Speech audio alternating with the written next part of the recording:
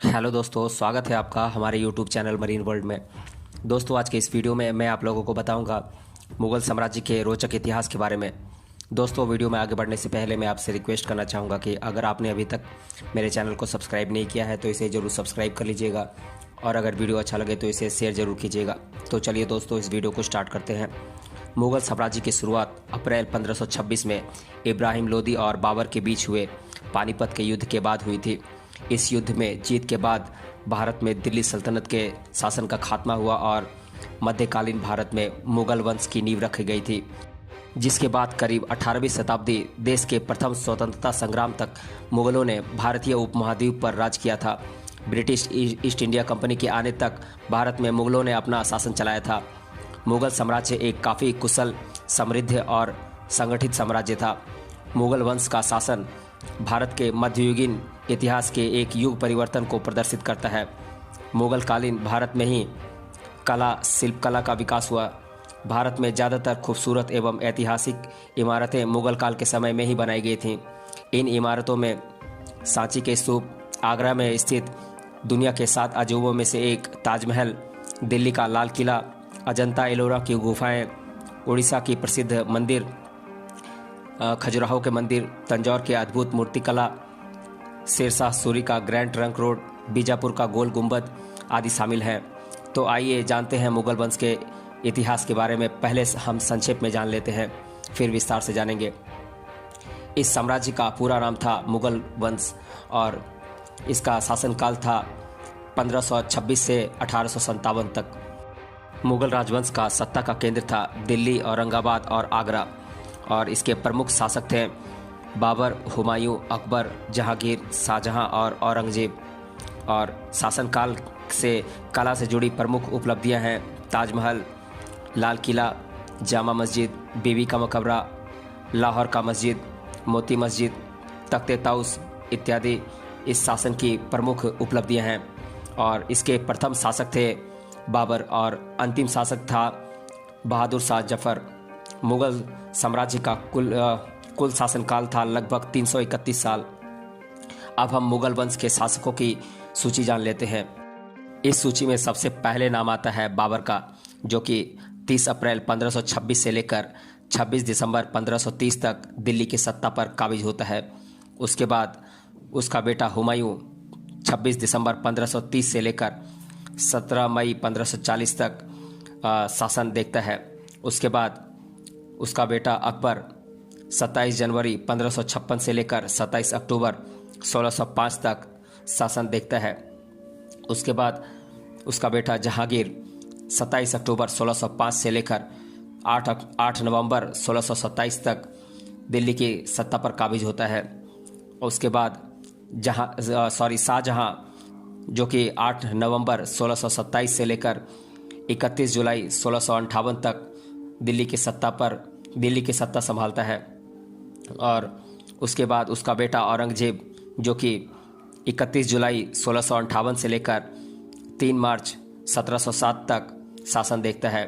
उसके बाद बहादुर शाह, जो कि 19 जून 1707 से लेकर 27 फरवरी 1712 तक सत्ता पर काबिज होता है।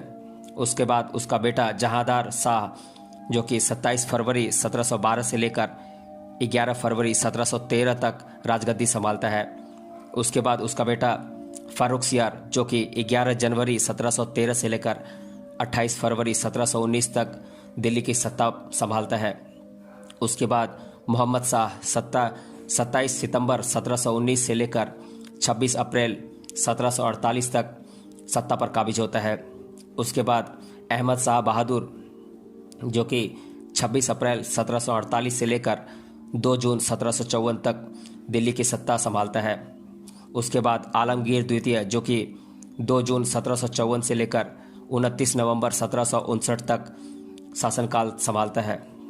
उसके बाद शाह आलम द्वितीय, जो कि 24 दिसंबर 1760 से लेकर 19 नवंबर 1806 तक दिल्ली की बागडोर संभालता है।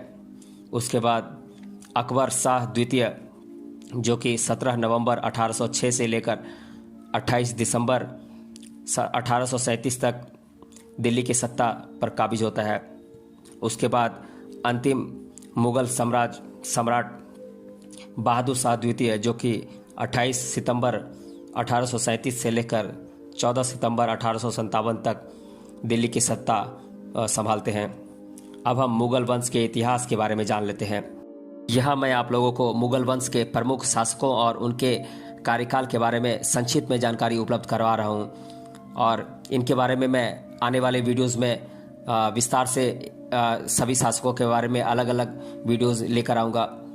तो पहले हम जान लेते हैं मुगल वंश के संस्थापक बाबर के बारे में, जिनका कि शासनकाल था 30 अप्रैल 1526 से लेकर 26 दिसंबर 1530 तक। भारत में साल 1526 में पानीपत की लड़ाई के बाद भारत में लोधी वंश और दिल्ली सल्तनत का अंत हुआ और बाबर द्वारा मुगल वंश की स्थापना की गई। बाबर के बारे में हम एक नज़र जान लेते हैं।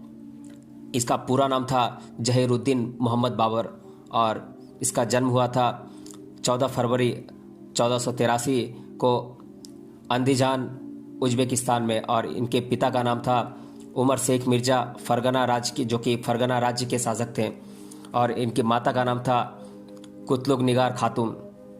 और बाबर की पत्नियां थीं आयशा सुल्ताना बेगम, जैनब सुल्तान बेगम, मौसमा सुल्तान बेगम, महम बेगम, गुलरुख बेगम, दिलदार आगा बेगम, मुबारका यूरुफजाई, सहिला सुल्तान बेगम, हज्जा गुलनार आगाचा, नाजगुल आगाचा, बेगा बेगम इत्यादि इनकी पत्नियां थीं। और इनके पुत्र और पुत्रियां थे हुमायूं, कामरान, अस्करी, हिंदाल, गुलबदन बेगम इत्यादि इनके पुत्र और पुत्रियां थीं। और बाबर का शासनकाल हुआ था सन 1526 से लेकर 1530 ईस्वी तक। और बाबर के शासनकाल के दौरान कुछ प्रमुख निर्माण कार्य किए गए थे, जैसे कि काबुली बाग का मस्जिद, आगरा की मस्जिद, जामा मस्जिद, बाबरी मस्जिद, नूर अफगान इत्यादि। और बाबर की मृत्यु हुई थी 26 दिसंबर 1530 को। बाबर मुगल साम्राज्य का संस्थापक और पहला मुगल सम्राट था। बाबर ने भारत पर 5 बार हमला किया था। उसने 1519 ईस्वी में यूसुफजई जाति के खिलाफ भारत में अपना पहला संघर्ष छेड़ा था। इस अभियान में बाबर ने बाजौर और भेरा को अपने कब्जे में कर लिया था। मुगल सम्राट बाबर ने 1526 में पानीपत की पहली लड़ाई में इब्राहिम लोदी को पराजित कर दिल्ली और आगरा में अपना कब्जा जमा लिया था, जिसके साथ ही दिल्ली सल्तनत का अंत हो गया और भारत में मुगल वंश की स्थापना की गई। 17 मार्च 1527 में मुगल सम्राट बाबर ने खानवा की लड़ाई में मेवाड़ के शक्तिशाली शासक राणा सांगा को पराजित किया। इस युद्ध के बाद बाबर ने गाजी की उपाधि धारण कर ली। 1659 ईस्वी में बाबर ने घाघरा की लड़ाई में अफगानी सेना को फिर से धूल चटाई। मुगल शासक एक शक्तिशाली शासक होने के साथ ही बेहद दयालु था, जिसे उसकी उदारता के लिए कलंदर की उपाधि दी गई थी। बाबर ने अपनी आत्मकथा बाबरनामा की रचना की थी। आपको बता दें कि बाबर को मुबैया नामक पद्य शैली का पितामह भी माना जाता है।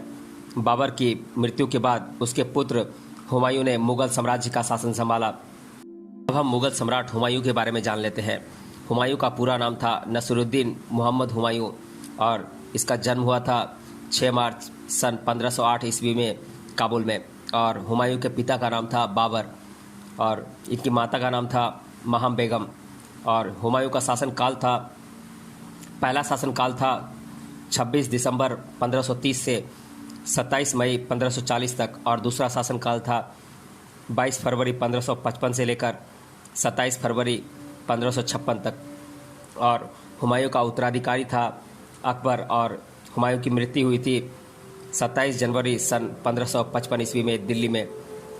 मुगल सम्राट हुमायूं दूसरा मुगल शासक था जो कि 23 साल की उम्र में मुगल सिंहासन पर बैठा था।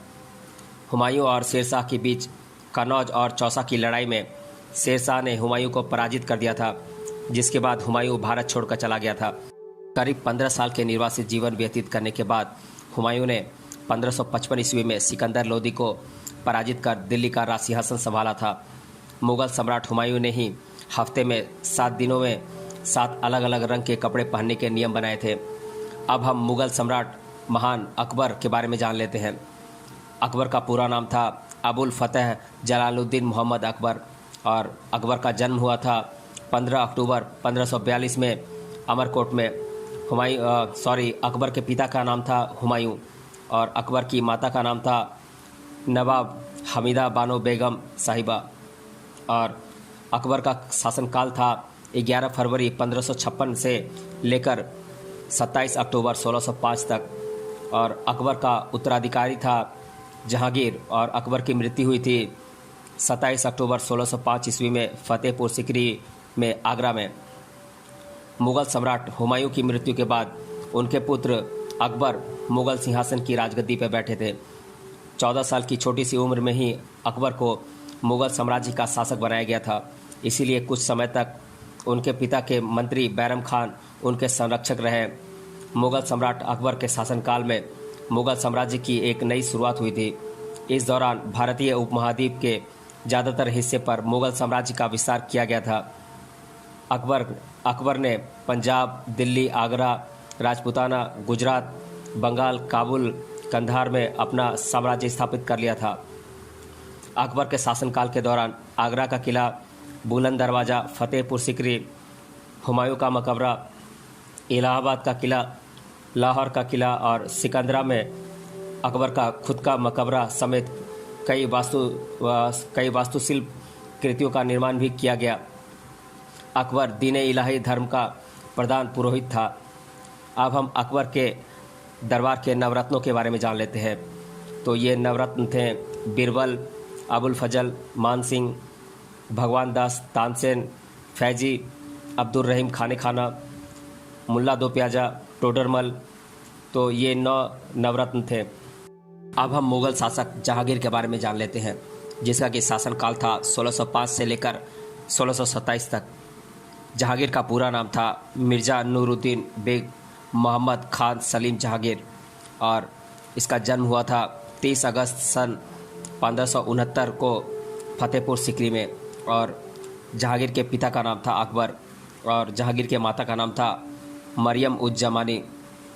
जहांगीर का विवाह हुआ था नूरजहां से और इनकी अन्य पत्नियां थीं मानभवती, मानमती इत्यादि।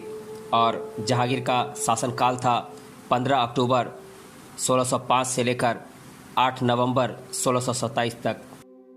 मुग़ल सम्राट अकबर की मृत्यु के बाद उनके बेटे सलीम जहांगीर के नाम से मुग़ल साम्राज्य के शासक बने। वह अपनी शान व शौकत के लिए काफ़ी मशहूर थे। जहांगीर के राज में मुग़ल साम्राज्य का किश्तवाड़ और कांगड़ा के अलावा बंगाल तक विस्तार तो किया गया, लेकिन उनके शासनकाल में कोई बड़ी लड़ाई और उपलब्धि शामिल नहीं है। जहांगीर के सिंहासन पर बैठते ही उनके पुत्र खुसरो ने सत्ता पाने की चाहत में उनके खिलाफ षड्यंत्र रचकर आक्रमण कर दिया, जिसके बाद जहांगीर और उसके पुत्र के बीच भीषण युद्ध हुआ। वहीं इस युद्ध में सिखों के 5वें गुरु अर्जुन देव जी के द्वारा खुसरो की मदद करने पर जहांगीर ने उनकी हत्या करवा दी थी। जहांगीर चित्रकला का गूढ़ प्रेमी था, जिसने अपने महल में कई अलग अलग तरह के चित्र इकट्ठे किए थे। उनके शासनकाल को चित्रकला का स्वर्णकाल भी कहा जाता है। जहांगीर को आगरा में बनी न्याय की जंजीर के लिए भी याद किया जाता है। जहांगीर के रिश्ते उनके बेटे शाहजहां से भी अच्छे नहीं थे। हालांकि उनकी मौत के बाद शाहजहां को उनका उत्तराधिकारी बनाया गया था। शाहजहां का पूरा नाम मिर्ज़ा साहब उद्दीन बेग मोहम्मद खान खुर्रम था और इनका जन्म हुआ था 5 जनवरी सन 1592 को लाहौर में, जो कि अभी वर्तमान के पाकिस्तान में है। और शाहजहां के पिता का नाम था जहांगीर और शाहजहां की माता का नाम जगत गोसाई था और इन्हें जोधाबाई के नाम से भी जाना जाता था। और शाहजहां का विवाह हुआ था अर्जुमंद बानो से, जो कि मुमताज़ के नाम से भी फेमस हैं। और इनका शासनकाल था 8 नवंबर 1627 से लेकर 2 अगस्त 1658 तक। और शाहजहां के शासनकाल में प्रमुख निर्माण के कार्य जो हुए हैं वो थे ताजमहल, लाल किला, आगरा का मोती मस्जिद, दिल्ली का जामा मस्जिद इत्यादि प्रसिद्ध इमारतों का निर्माण मुग़ल शासक शाहजहां के समय में हुआ था। शाहजहां को अबुल मुजफ्फर शहाबुद्दीन मोहम्मद साहिब किरण ए सानी की उपाधि दी गई थी और खुर्रम को शाहजहां की उपाधि जहांगीर के द्वारा दी गई थी। मुग़ल शासक शाहजहां को दुनिया के 7 अजूबों में से एक ताजमहल के निर्माण के लिए जाना जाता है। उन्होंने अपनी प्रिय बेगम मुमताज़ महल की याद में इस खूबसूरत इमारत का निर्माण करवाया था। शाहजहां मुग़ल साम्राज्य के सबसे बड़े लोकप्रिय बादशाह थे, जिन्हें पड़ोसी राज्यों के लोग अपने विदेश नीति के लिए भी सर्वश्रेष्ठ मानते थे। शाहजहां ने अपने शासनकाल में मुग़ल कालीन कला और संस्कृति को जमकर बढ़ावा दिया था। इसीलिए शाहजहां के युग को स्थापत्य कला का स्वर्णिम युग और भारतीय सभ्यता का सबसे समृद्ध काल के रूप में भी जाना जाता है। मुग़ल सम्राट शाहजहां को उनके जीवन के अंतिम दिनों में उनके क्रूर पुत्र औरंगजेब द्वारा आगरा के किले में बंदी बना दिया गया था, जिसके बाद 1666 ईस्वी में उनकी मौत हो गई थी। अब हम मुग़ल शासक औरंगजेब के बारे में जान लेते हैं। औरंगजेब का पूरा नाम अब्दुल मुजफ्फर मुहीउद्दीन मोहम्मद औरंगजेब बहादुर आलमगीर बादशाह गाजी था और इनका जन्म हुआ था 4 नवंबर सन 1618 ईस्वी में दाहोद, गुजरात में। और औरंगजेब के पिता का नाम था शाहजहां और औरंगजेब की माता का नाम था मुमताज़ महल। और औरंगजेब का शासनकाल था 31 जुलाई सन 1658 से लेकर 3 मार्च सन 1707 ईस्वी तक। औरंगजेब के शासनकाल में लाहौर की बादशाही मस्जिद, बीबी का मकबरा, औरंगाबाद मोती मस्जिद इत्यादि प्रसिद्ध इमारतों का निर्माण किया गया था और औरंगजेब को उपाधि दी गई थी आलमगीर की। मुग़ल सम्राट औरंगजेब अपने पिता शाहजहां को कई सालों तक बंदी बनाने के बाद मुग़ल सिंहासन की राजगद्दी पर बैठा था। औरंगजेब मुग़ल वंश का इकलौता ऐसा शासक था जिसने भारत पर साल 1658 ईस्वी से 1707 तक करीब आधी सदी यानी कि 49 साल तक अपना कब्जा जमाया था। औरंगजेब ने अपने शासनकाल में भारतीय उपमहाद्वीप के ज़्यादातर हिस्सों पर अपने साम्राज्य का विस्तार किया था। औरंगजेब एक कट्टर मुस्लिम शासक था जिसने सिखों के 9वें गुरु तेग बहादुर के इस्लाम नहीं स्वीकार करने पर उनकी हत्या करवा दी थी। औरंगजेब ने अपने शासनकाल के दौरान कई लड़ाइयाँ जीती थी, लेकिन उसे मराठा साम्राज्य के संस्थापक छत्रपति शिवाजी महाराज से हार का सामना करना पड़ा था। उसकी मौत के बाद मुग़ल साम्राज्य की नींव धीरे धीरे कमज़ोर पड़ने लगी। अब हम मुग़ल शासक बहादुर शाह प्रथम के बारे में जान लेते हैं। इनका पूरा नाम था कुतुबुद्दीन मोहम्मद मुअज़्ज़म और इनका जन्म हुआ था 14 अक्टूबर 1643 को बुरहानपुर में। इनके पिता का नाम था औरंगजेब। इनकी माता का नाम था रहमतुन्निस बेगम, जिन्हें कि नवाब बाई के नाम से भी जाना जाता था। इनका शासनकाल था 19 जून 1707 से लेकर 27 फरवरी 1712 तक। इनकी मृत्यु हुई थी 27 फरवरी 1712 को लाहौर में। बहादुर शाह प्रथम महान मुग़ल सम्राट, भारत पर शासन करने वाला भारत का 8वां मुग़ल शासक था, जिसने भारत पर सिर्फ 5 वर्षों तक शासन किया था। उसने अपने शासनकाल में अपने सहयोगियों को कई नई उपाधियां और ऊंचे दर्जे प्रदान किए। हालांकि बहादुर शाह के शासनकाल के समय उनके दरबार में षड्यंत्रों के कारण 2 दल बन गए थे, जिसमें ईरानी दल शिया मत को मानने वाले थे, जबकि तुरानी दल सुन्नी मत के समर्थक थे। बहादुर शाह प्रथम ने राजपूतों के साथ संधि की नीति अपनाई थी। इसके साथ ही उसने मराठाओं के साथ भी शांति स्थापित करने की कोशिश की थी, जो कि मुग़ल वंश के लिए सबसे बड़ा खतरा थे। इस तरह बहादुर शाह की नीतियां मुग़ल वंश के पतन का कारण बनी।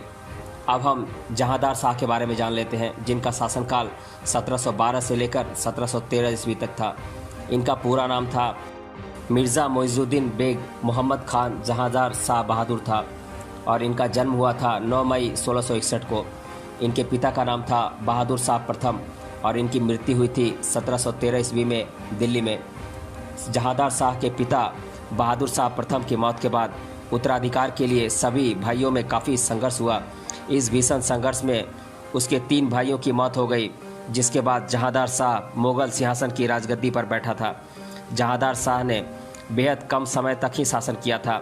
ऐसा माना जाता है कि वह अपने प्रधानमंत्री जुल्फ़िकार खां, जिसने उसे मुग़ल सत्ता दिलवाने में उसकी काफ़ी मदद की थी, उसके हाथों की कठपुतली था। उसके शासनकाल के सभी महत्वपूर्ण फैसले जुल्फ़िकार खां लेता था। उसकी विफल नीतियों के चलते धीरे धीरे मुग़ल वंश की नींव कमज़ोर होती चली गई और बाद में यही मुग़ल वंश के पतन का मुख्य कारण बनी। अब हम मुग़ल शासक फ़र्रुखसियार के बारे में जान लेते हैं, जिसका कि शासनकाल था 11 जनवरी 1713 से लेकर 28 फरवरी 1719 तक। फ़र्रुखसियार का पूरा नाम था अब्दुल फ़खरुद्दीन मोहम्मद शाह फ़र्रुखसियार और इसका जन्म हुआ था 20 अगस्त 1685 को महाराष्ट्र के औरंगाबाद में और इनकी मृत्यु हुई थी 17 अप्रैल 1719 को दिल्ली में। इनकी माता का नाम था साहिबा निस्वान और पिता का नाम था अजीमुस्सान। 1713 ईस्वी में मुग़ल वंश का शासक बनने के बाद ही फ़र्रुखसियार ने जुल्फ़िकार खां की हत्या करवा दी थी। इसके साथ ही उसके ही शासनकाल में सिख नेता बंदा बहादुर को उसके 740 समर्थकों के साथ बंदी बना लिया गया था और इसके बाद इस्लाम धर्म स्वीकार नहीं करने पर उसकी निर्मम तरीके से हत्या कर दी गई थी। 1717 ईस्वी में फ़र्रुखसियार ने ब्रिटिश ईस्ट इंडिया कंपनी को बंगाल के लिए मुफ्त व्यापार करने का अधिकार दे दिया था, जिसके बाद से ही अंग्रेज़ भारत में मजबूती से पैर जमाने लगे थे, जबकि दूसरी तरफ मुग़ल वंश पतन के मुहाने पर खड़ा था। अब हम मोहम्मद शाह के बारे में जान लेते हैं, जिसका कि शासनकाल था 27 सितंबर 1719 से लेकर 26 अप्रैल 1748 तक। मोहम्मद शाह का पूरा नाम था अबू अल फतेह रोशन अख्तर नसीरुद्दीन मोहम्मद शाह हुमायूं और इनके माता का नाम था कुदसिया बेगम और पिता का नाम था खुजिस्ता अख्तर जहान शाह। और मोहम्मद शाह की पत्नियां थीं बादशाह बेगम, मलिका उज जमानी, उधम बाई इत्यादि और इनके बच्चे थे अहमद शाह बहादुर। मोहम्मद शाह को मोहम्मद शाह रंगीला के नाम से भी जाना जाता है, क्योंकि इन्हें नाच गाने का काफ़ी शौक़ था। मोहम्मद शाह के शासनकाल में साल 1739 में नादिर शाह ने भारत पर आक्रमण कर दिल्ली में खूब लूटपाट मचाई थी। मोहम्मद शाह के शासनकाल के समय कई विदेशी शक्तियों ने भारत में अपने पैर पसारने शुरू कर दिए थे, जिससे मुग़ल वंश का पतन होना तय हो गया था। इस तरह मोहम्मद शाह मुग़ल वंश के एक कमज़ोर शासक के रूप में उभरे थे।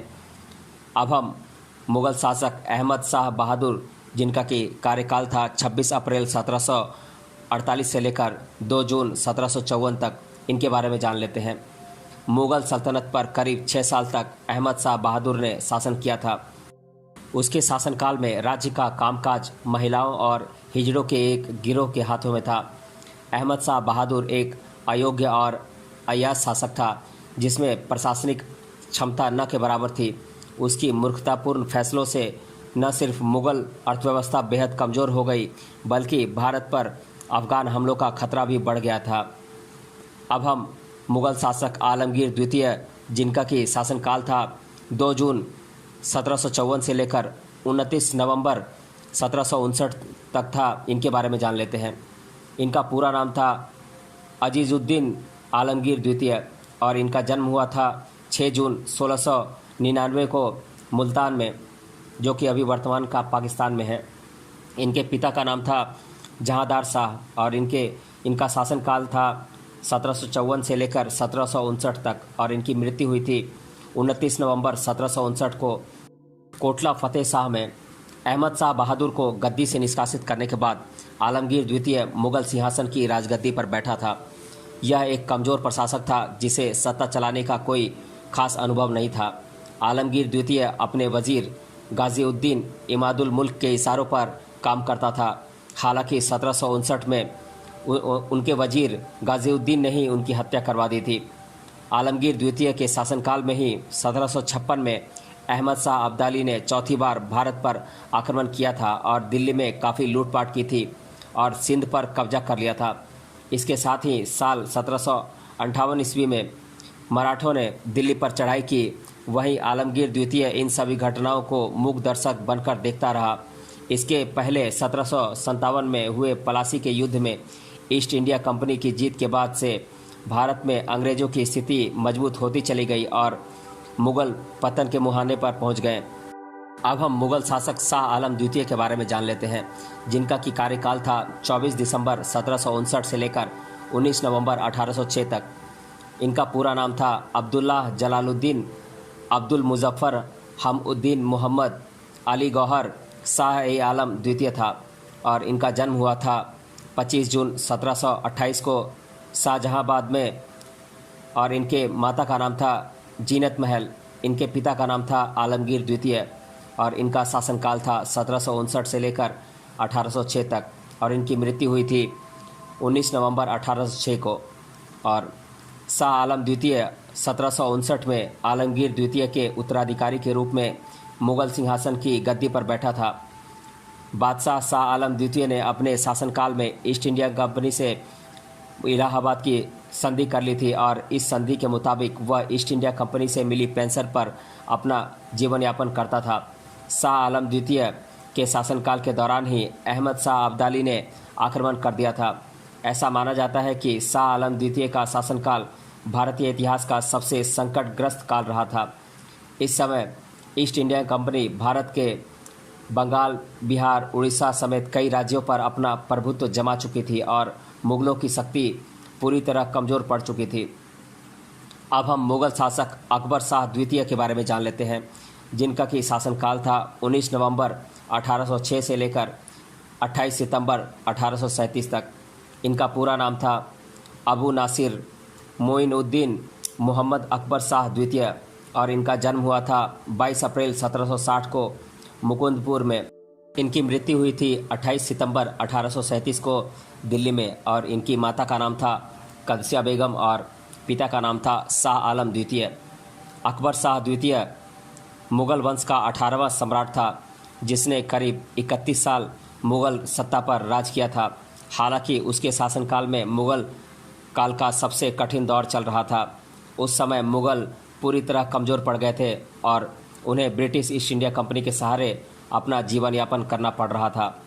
अकबर शाह द्वितीय भी ब्रिटिश ईस्ट इंडिया कंपनी की मदद से अपना गुजर बसर कर रहे थे और वह महज नाम मात्र का ही शासक था।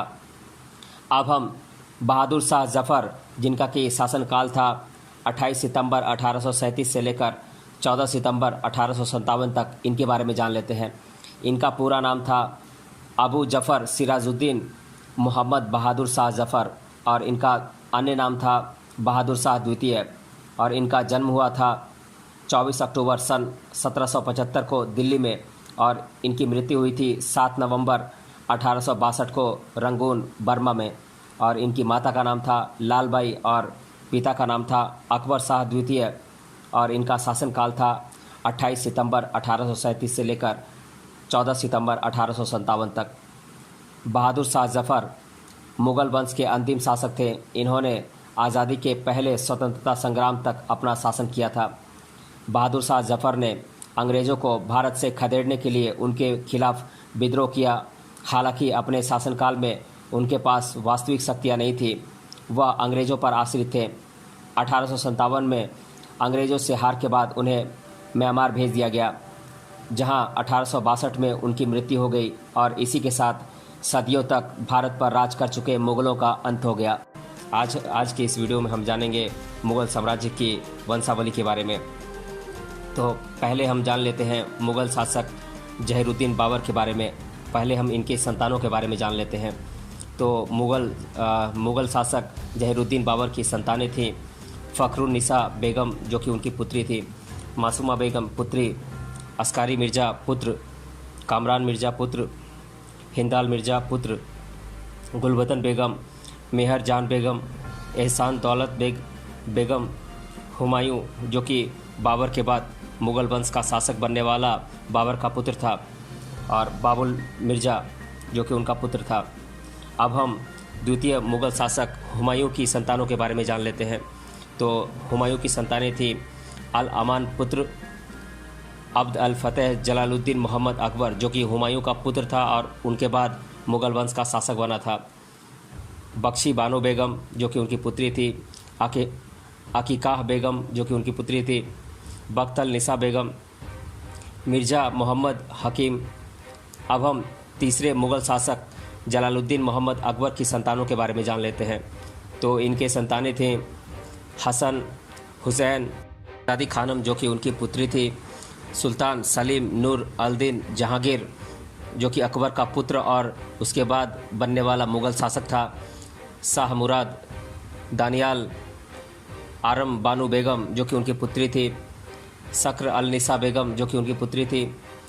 अब हम चौथे मुग़ल शासक जहांगीर की संतानों के बारे में जान लेते हैं।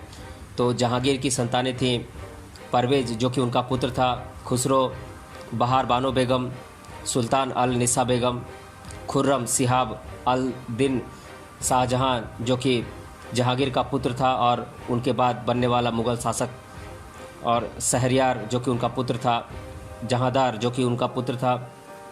अब हम पांचवें मुग़ल शासक शाहजहां की संतानों के बारे में जान लेते हैं।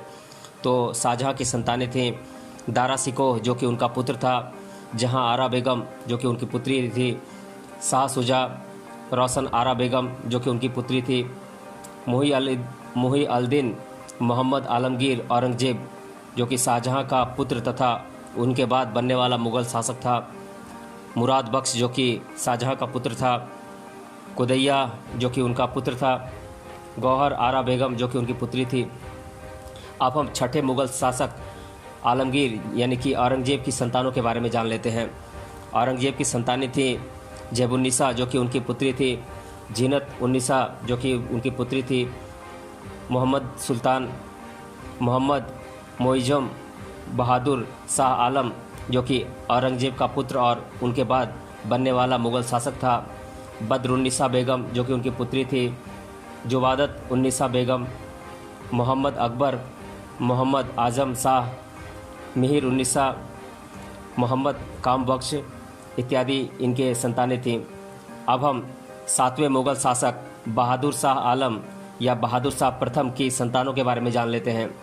तो बहादुर शाह प्रथम की संतानें थीं जहांदार शाह जो कि बहादुर शाह प्रथम का पुत्र और उनके बाद बनने वाला मुग़ल शासक था, अज़ अल दिन जो कि उनका पुत्र था, मोहम्मद अज़ीम जो कि उनका पुत्र था, दौलत अफ़ज़ा, रफ़ी अल शान या रफ़ी अल क़द्र, जहान शाह, मोहम्मद हुमायूं इत्यादि उनकी संतानें थीं। अब हम आठवें मुग़ल शासक फ़र्रुखसियार की संतानों के बारे में जान लेते हैं। तो फ़र्रुखसियार की संतानें थीं आलमगीर द्वितीय जो कि उनका पुत्र था। और अब हम नौवें मुग़ल शासक मोहम्मद शाह की संतानों के बारे में जान लेते हैं। तो मोहम्मद शाह की संतानें थीं अहमद शाह बहादुर जो कि उनका पुत्र था और मोहम्मद शाह के बाद बनने वाला मुग़ल शासक भी था। और 10वां मुग़ल शासक बना अहमद शाह बहादुर जो कि मोहम्मद शाह का पुत्र था। और 11वां मुग़ल शासक बना आलमगीर द्वितीय जो कि फ़र्रुखसियार का पुत्र था। और 12वां मुग़ल शासक बना शाह आलम द्वितीय जो कि आलमगीर द्वितीय का पुत्र था। 13वां मुग़ल शासक बना अकबर शाह द्वितीय जो कि शाह आलम द्वितीय का पुत्र था। और 14वां मुग़ल शासक बना बहादुर शाह जफ़र जो कि अकबर शाह द्वितीय का पुत्र और अंतिम मुग़ल शासक था। अब हम मुग़ल साम्राज्य के बारे में महत्वपूर्ण रोचक तथ्यों को जान लेते हैं। तो मैं इन रोचक तथ्यों को एक एक कर आप लोगों को बता देता हूँ। तो ये तथ्य हैं, मुग़ल शासक शाहजहां जिसकी ख्याति दुनिया भर में कला प्रेमी के तौर पर इतिहास में मौजूद है, जिसने न सिर्फ केवल शिल्पकला और भव्य स्मारक निर्माण किए थे, बल्कि उस ज़माने में अनमोल हीरे और रत्नों से बना सुंदर सिंहासन भी उसने खुद के लिए बनवाया था। इस खास सिंहासन का नाम तख्त-ए ताउस था। तख्त-ए ताउस एक अरबी शब्द है जिसका मतलब मयूर या मोर होता है। शाहजहां इसे मयूर सिंहासन संबोधित करता था, जिसकी सुंदरता ताजमहल से कम नहीं थी। पर क्रूर आक्रांता नादिर शाह के आक्रमण में दिल्ली को लूटा गया। इस मयूर सिंहासन को दिल्ली से ईरान ले जाया गया था। नादिर शाह की ईरान में हत्या के बाद से ये सिंहासन अभी तक पहली बना हुआ है और ये खुलासा नहीं हो पाया है कि ये इसके बाद किसके पास है। भारतीय इतिहास के पन्नों में महान शासक अकबर के समय के शासन की सराहना की जाती है, जिसमें अकबर को एक कुशल राजा और भाईचारा कायम करने पर एक अमन पसंद शासक माना जाता है। पर क्या आप जानते हैं कि अकबर एक विचित्र बीमारी से ग्रसित था, जिसमें उसे पढ़ने लिखने में काफ़ी दिक्कतें आती थीं। यूँ कहें तो इतिहासकारों के मत तथा ऐतिहासिक प्रमाणों के मुताबिक अकबर एक अनपढ़ व्यक्ति थे, जिन्हें डिसलेक्सिया यानी कि पढ़ने लिखने में समस्या की बीमारी थी। अबुल फजल के आईने अकबरी में भी इस बात का जिक्र किया हुआ है। अनमोल कोहिनूर हीरा एक वक्त तक मुग़ल साम्राज्य के अधीन था, जिसे मुग़ल शासक सर के ऊपर ताज के रूप में इस्तेमाल किया करते थे। परंतु नादिर शाह के लूट के बाद इस बेशकीमती हीरे को भारत से लूटकर ईरान ले जाया गया था और फिर ईरान के राजा से ये अंग्रेज़ों को मिला जो आज तक उनके ही अधीन है। बाबर का पुत्र हुमायूं दूसरा मुग़ल शासक बना जिसको अफीम और नशेबाजी की बहुत ज़्यादा आदत थी। इस नशेखोरी में ही हुमायूं को शेरशाह सूरी से पराजय का सामना करना पड़ा था तथा प्रबल शासक शेरशाह सूरी के वर्चस्व के वजह से जीवन के कई साल अज्ञातवास में गुजारने पड़े थे। हालांकि शेरशाह सूरी के मृत्यु के बाद पुनः दिल्ली पर मुग़ल शासक हुमायूं का साम्राज्य स्थापित हुआ था। मुग़ल साम्राज्य का सबसे अधिक शासन करने वाला शासक औरंगजेब था, जिसने सत्ता को हासिल करने हेतु अपने ही 3 भाइयों की हत्या कर दी थी। औरंगजेब को सबसे कड़वा प्रतिकार मराठों द्वारा मिला था, जिसमें मराठा शासन को पूर्णतः नष्ट करने के उद्देश्य से मुग़ल शासन की राजधानी को दिल्ली से बदलकर महाराष्ट्र के मराठवाड़ा में स्थानांतरित किया गया था। यहाँ औरंगजेब ने खुद के नाम से राजधानी हेतु जिस शहर को चुना था उसे फिलहाल औरंगाबाद कहा जाता है। मुग़ल शासन में राजनीतिक तौर पर देखें तो अकबर के कालखंड में सबसे ज़्यादा सैन्य रचना, प्रदेशों की रचना तथा चलन में काफ़ी सारी बदलाव दिखाई पड़ते हैं, जिसे इतिहास की दृष्टि से देखें तो अकबर दूरदृष्टि वाला शासक नज़र आता है। अकबर के समय में धर्म भेद और धार्मिक कलह इत्यादि जैसी बातें देखने को नहीं मिलती, जिसमें हिंदुओं को तीर्थ यात्रा पर लगने वाला कर भी माफ़ किया गया था। वहीं महान संत तुलसीदास और भक्ति पंथ के महान साधु संत भी इस दौर में हुए थे। अकबर के दरबार को नवरत्नों का दरबार कहा जाता है। इसमें बीरबल, टोडरमल, तानसेन इत्यादि शामिल थे। भारत के इतिहास में गुप्त साम्राज्य और मुग़ल शासक शाहजहां के साम्राज्य को स्वर्णिम युग कहा जाता है, जिसमें अनेक सुंदर वास्तुओं के साथ कला के एक से एक नमूने स्थापित किए गए, जिसे आज भी हम देख सकते हैं और उस समय काल की कारीगरी और प्रत्यक्ष अनुभव भी कर पाते हैं। लगभग 331 साल तक भारत पर शासन करने वाले मुग़ल शासन का सबसे अधिक विस्तार अकबर औरंगजेब के शासनकाल में हुआ था, जिसमें तात्विक दृष्टि से देखें तो इन दोनों शासकों की विचार प्रणाली एक दूसरे से काफ़ी अलग दिखाई पड़ती है। औरंगजेब एक कट्टर धार्मिक शासक था, वहीं अकबर सहिष्णुता से शासन करने वाला शासक सिद्ध हुआ। अब हम मुग़ल साम्राज्य के बारे में अधिकतर बार जीके में पूछे जाने वाले प्रश्नों को एक एक कर देख लेते हैं। तो पहला प्रश्न है, मुग़ल शासन से संबंधित इतिहास की जानकारी हेतु कौन कौन सी किताबें उपलब्ध हैं? तो मैं बता दूं कि ये किताबें हैं the Mughal empire by John Richard, the great Mughal and their India by Dirk Collier, Ain-i-Akbari by Abul Fazl, the last Mughal by William Dalrymple, the Mughal state 1526 to 1750, a short history of the Mughal empire by Michael Fisher इत्यादि कुछ किताबें हैं जहां से हमें मुग़ल इतिहास से संबंधित जानकारी मिलती है। दूसरा प्रश्न है, मुग़ल साम्राज्य का कुल समय कितना था और भारत में मुग़ल शासन कब से कब तक रहा था? तो मैं बता दूं कि सन 1526 से लेकर सन 1857 तक भारत में मुग़ल शासन स्थापित था, जिसका समय काल 331 साल का रहा है। तीसरा प्रश्न है, साहित्य के किन उपलब्ध स्रोतों से हमें मुग़ल साम्राज्य के बारे में जानकारी हासिल होती है? तो मैं बता दूं कि बाबर की जीवनी तुजुके बाबरी, अकबर की जीवनी आईने अकबरी जिसे अबुल फजल ने लिखा था, मुल्ला दौर द्वारा लिखित तारीख़ अल्फ़ी, अबुल फजल द्वारा लिखित अकबरनामा, अब्दुल कादिर बदायूनी द्वारा लिखित मुंतखब उल तवारीख, पातशाहनामा जिसे अब्दुल हामिद लाहौरी ने लिखा है। इसके अलावा मिर्ज़ा मोहम्मद काजिम द्वारा लिखित आलमगीरनामा तथा इनायत खान द्वारा लिखित शाहजहांनामा इत्यादि साहित्य स्रोतों से हमें तत्कालीन मुग़ल साम्राज्य के बारे में जानकारी हासिल होती है। चौथा प्रश्न है, पुरातत्व संशोधन के उपलब्ध किन स्रोतों से हमें तत्कालीन मुग़ल साम्राज्य के बारे में जानकारी मिल पाती है?